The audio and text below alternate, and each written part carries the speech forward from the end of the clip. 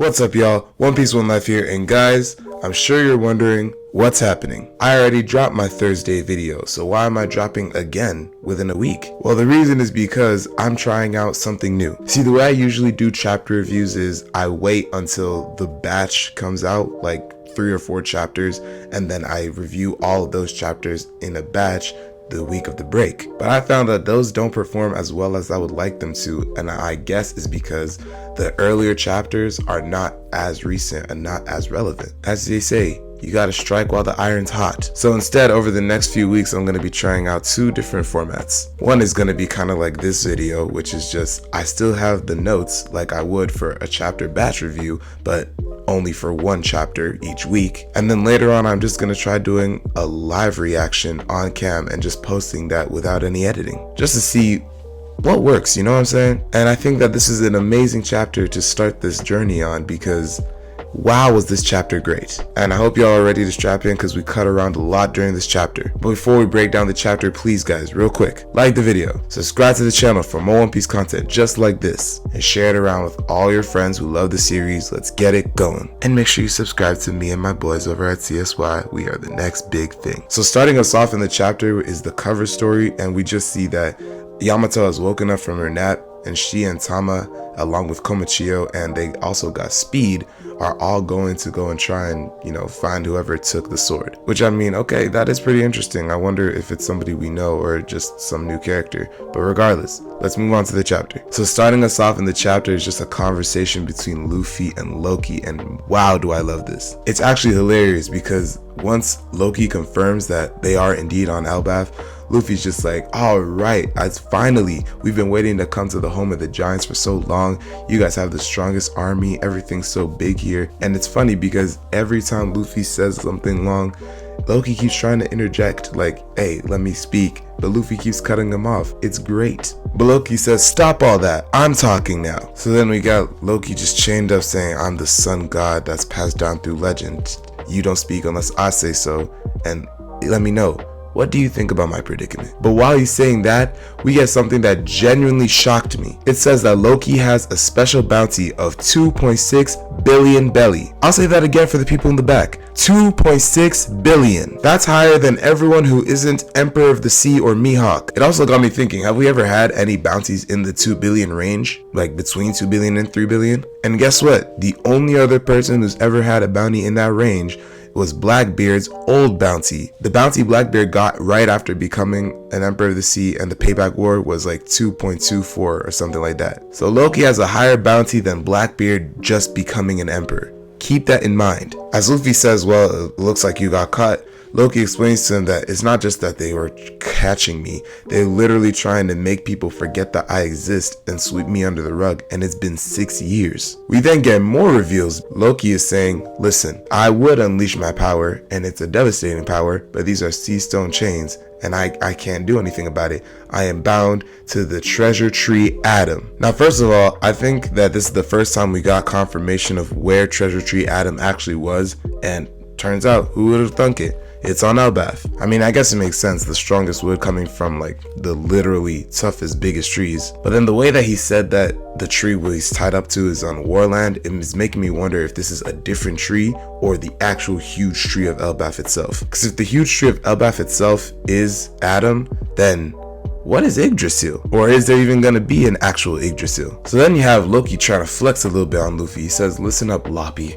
If you want to make a deal, let's do this. Somewhere in the village is the keys to my chains. If you can get me out of here by dawn, in exchange, I will wipe out any pirate crew you want. And listen, Loki's actually talking crazy, because what does that mean? This might actually offer insights into his devil fruit, because he's saying this like it's a sure thing. He can actually wipe out any crew at any time that he wants to. And then as things start moving around them and giant creatures start lumbering out of the depths, you have Loki just saying, oh, and by the way, this place right here that we're in is the underworld of Elbaf. They call it that because it's a prison and execution ground no one who comes here leaves alive, which is literally trying to equate it to Niflheim in Norse mythology. But you got Loki saying that he is the prince of this underworld, and you literally have all of these giant beasts coming out ready to attack Luffy. Loki even says that he befriended them all when he was a kid, but this whole area is known as the First World. But of course, you just have Luffy being like, whoa, this sure is nostalgic, because it's obviously reminding him of his training back on Ruskaina. So then as Loki continues talking, you have all of these like little minion guys also, who I guess think of him as their master.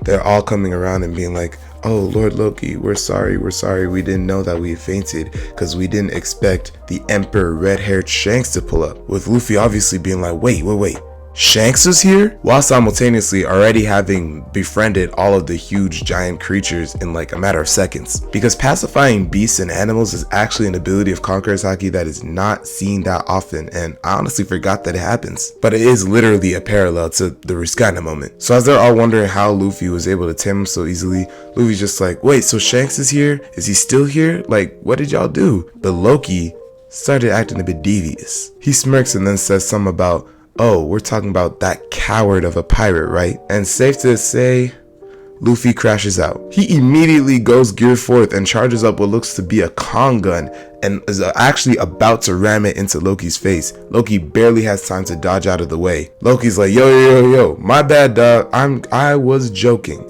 Don't take me seriously. With Luffy just being like, that's not something to joke about. Shanks is my guy. You don't do that. I love this back and forth. It's actually hilarious because you have Loki being like, I'm tied to this damn tree. I can't even move. Like, what's wrong with you? And in his mind, he's thinking, oh, I'm definitely killing this little guy.